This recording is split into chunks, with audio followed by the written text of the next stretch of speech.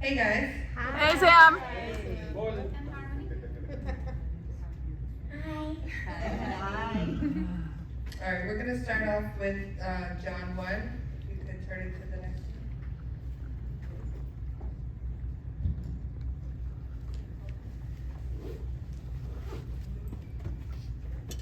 one. In the beginning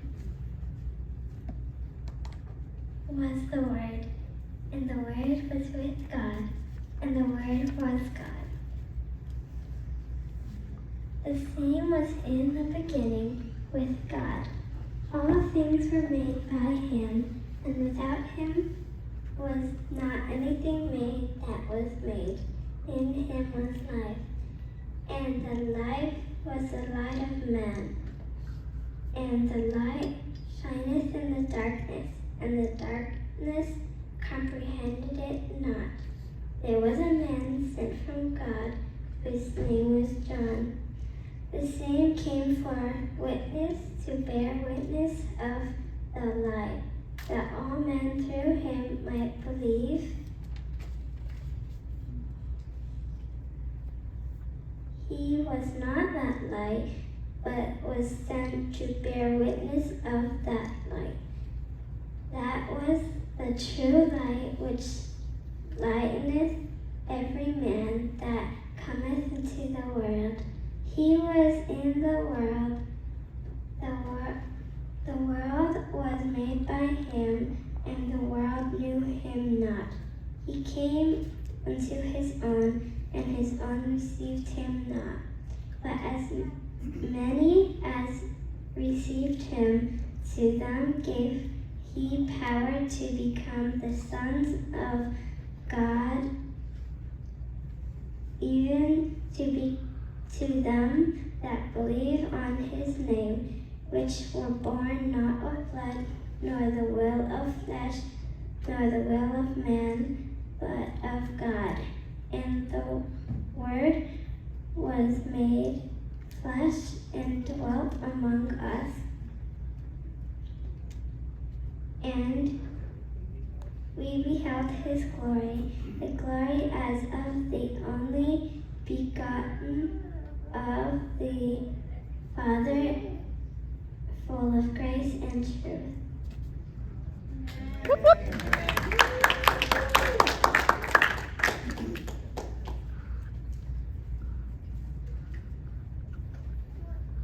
Okay, that's she's got it memorized. I just knew that she might be a little shy, so she wrote it down. But my grandfather told me to memorize that when I was younger, and so if ever like panic attack comes, and I just kind of recite that in my head, and it really helps. I just recommend that to everybody. It's a great mantra. All right, well, hello again. I'm Samantha. This is Harmony, and I'm gonna continue.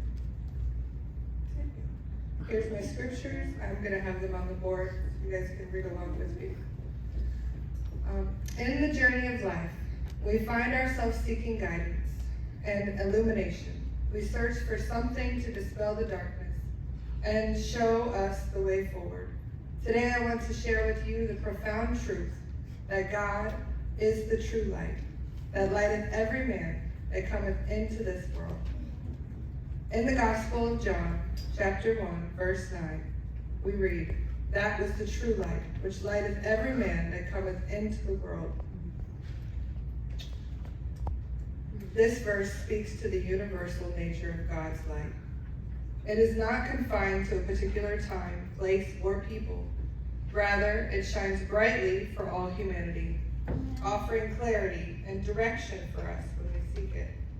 The concept of light holds great significance in various religions and spiritual traditions. In the Aramaic language, the language spoken by Jesus, the word for light is nur, and that's the bottom one. The top one is or, and that's the Greek word for light. This word, the Aramaic nur, goes beyond mere physical illumination. It encompasses spiritual enlightenment and divine revelation. It is a symbol of truth, wisdom, and purity. Throughout the Bible, light is used as a metaphor for God's presence and guidance. In Psalms 27, verse 1, we find the beautiful declaration, "The Lord is my light and my salvation. Whom shall I fear? The Lord is the strength of my life. Of whom shall I be afraid?" Here the psalmist poetically describes God as both the source of light and the deliverer from darkness and fear. Furthermore, in the New Testament, Jesus himself declared, "I am the light of the world. He that followeth me shall not walk in darkness, but shall have the light of life." John 8:12. These words resonate with profound truth.